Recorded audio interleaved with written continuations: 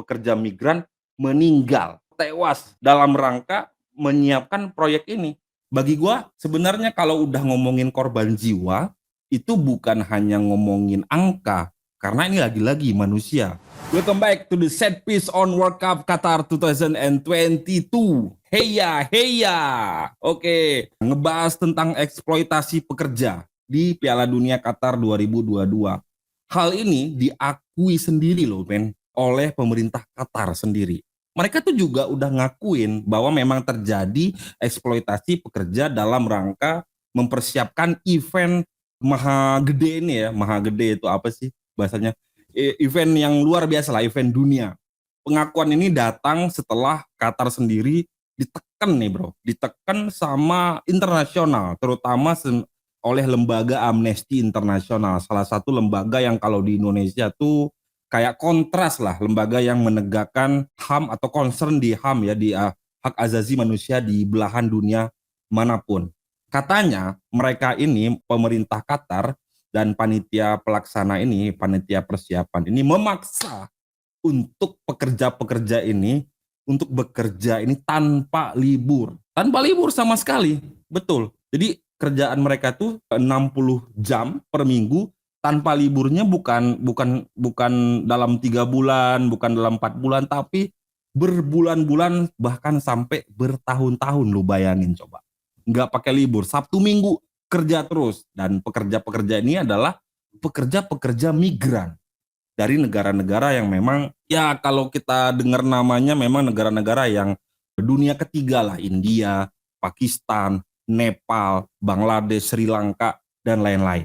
Setelah mereka mendapatkan tekanan dari dunia internasional, akhirnya pada tahun 2017 tuh kalau nggak salah, pemerintah Qatar itu menandatangani kesepakatan dengan organisasi buruh internasional di salah satu badan perburuhan yang ada di PBB, yaitu ILO, International Labour Organization, bahwa mereka berjanji untuk mengatasi setiap bentuk dari eksploitasi pekerja atau eksploitasi tenaga kerja, ya kan, dan menyelaraskan hukum-hukum dan lain-lain. Pokoknya mereka janji untuk tidak melakukan eksploitasi. Cuma kita cek faktanya. Faktanya adalah pekerja ini, persiapan ini membutuhkan 30.000 pekerja migran yang dikerahkan untuk membangun proyek ini. 30.000 itu manusia semua, men. Semuanya butuh makan, butuh libur, punya keluarga, ya kan, harus ada asuransi karena di kecelakaan, di pekerjaan konstruksi pasti rawan dengan kecelakaan. Tapi apa yang terjadi kalau kita kutip dari surat kabar Inggris di The Guardian, selain mereka memaksa untuk bekerja rodi atau kerja paksa tanpa libur, akhirnya menjatuhkan korban sebanyak 6.500 pekerja migran meninggal atau tewas. Ya, dalam rangka menyiapkan proyek ini. Ya mungkin gua nggak tahu, mungkin proyeknya ini ya membangun stadion-stadion lah, membangun infrastruktur untuk Piala Dunia ini. Ada berapa stadion lah, ada venue. Nanti kita akan bahas di episode Set Piece on World Cup Heya Heya ini berikutnya. Itu kan gurun, mungkin ditanamin rumput, panas-panas kerja. Bagi gua kirain hal-hal seperti ini udah tidak akan terjadi lagi di dunia modern sekarang ya. Semua pekerja, apalagi untuk event sebesar ini, akan diselenggarakan dengan memperhatikan hak-hak pekerja. Tapi enggak, nyatanya 6.500 meninggal, dan itu adalah pekerja migran. Februari 2021 dari koran The Guardian, salah satu koran ternama lah ya di Inggris. Bayangin tuh, 6.500 mati dari 30.000, itu hampir seperlimanya meninggal, dan itu manusia loh. Cuma kita lihat apa kata pemerintah Qatar. Qatar membantah. Katanya nih, menurut pemerintah Qatar, bahwa wah itu nggak sebanyak itu berlebihan, nggak sampai segitu. Mereka mengklaim itu cuma 37 orang yang tewas.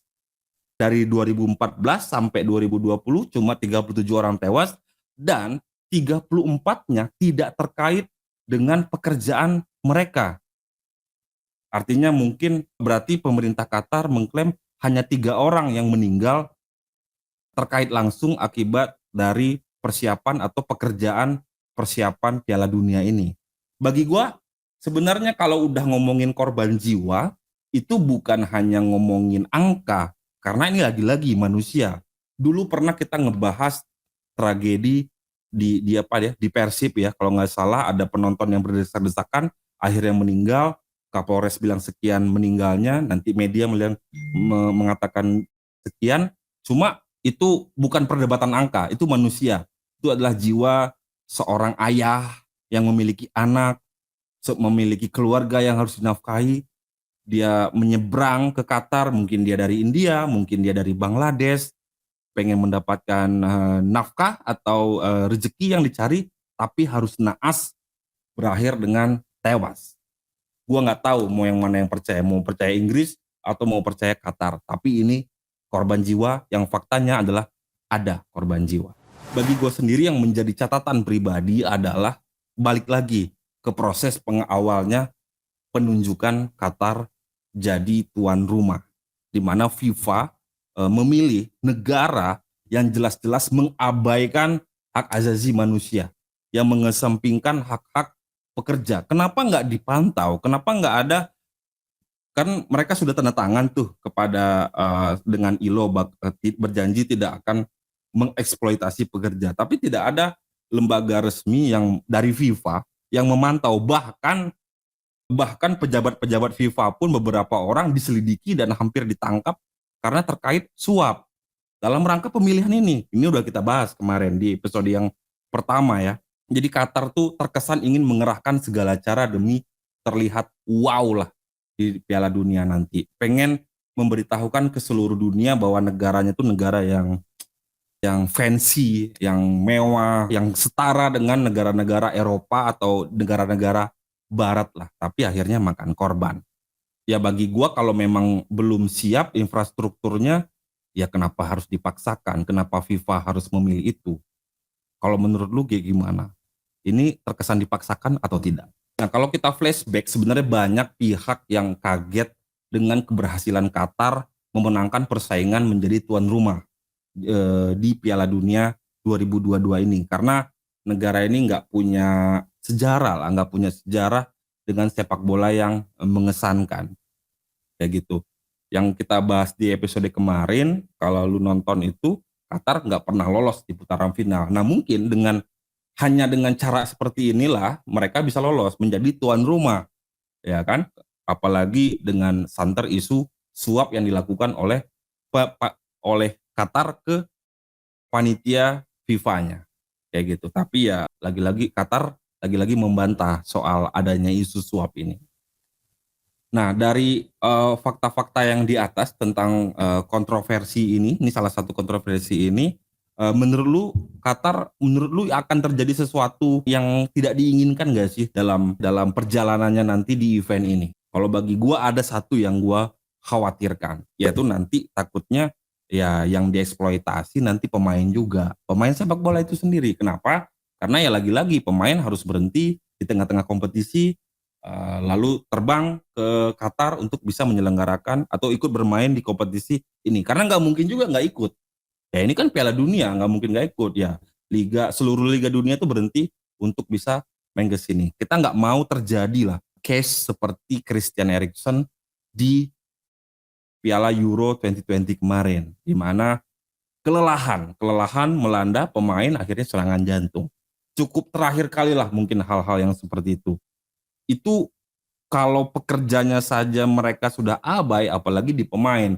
Kayaknya memang mereka melihat ya ini tuh cuma mereka nggak, gue takutnya mereka nggak terlalu peduli sebenarnya sama individu-individu yang terlibat langsung ya dalam ini. Cuma mereka hanya peduli ya, gue pengen negara gue terlihat keren, terlihat fancy di mata dunia. Tapi hak-hak lain, hak-hak pekerja, hak pemain diabaikan.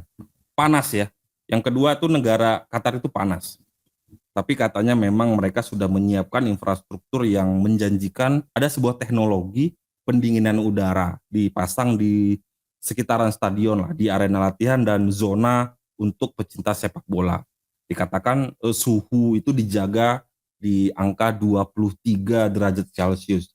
Suhu yang sebenarnya juga kalau bagi gua yang biasa tinggal di Indonesia cukup dingin sebenarnya. Nah, katanya ini untuk membantu pemain-pemain di Eropa, pemain-pemain yang lain beradaptasi dengan suhu yang tidak jauh berbeda dari negaranya. Kita lihat aja nanti ke depannya apakah teknologi ini benar-benar jalan atau enggak. Tapi yang gua rasa ya, pemain juga nggak akan terlalu nyaman. Tadi faktornya bermain di tengah-tengah kompetisi. Apalagi ini menjadi satu peristiwa yang pertama kali dalam sejarah. Terakhir gue cuma bisa berdoa nih, seluruh pemain, staff, maupun pelatih bisa cepat beradaptasi di segala situasi di Qatar ya, sehingga kualitas game yang disajikan di Piala Dunia nanti tetap akan maksimal. Kopi dulu. Blueberry. Jangan lupa like dan subscribe, pencet loncengnya, jadi kita upload, teman-teman tahu. Jangan lupa follow akun TikTok dan IG kita di Setteaser. Dan bagi yang belum subscribe, silakan subscribe, like, komen, dan juga tonton video-video ini karena biasanya akan ada bagi-bagi giveaway ya bro ya.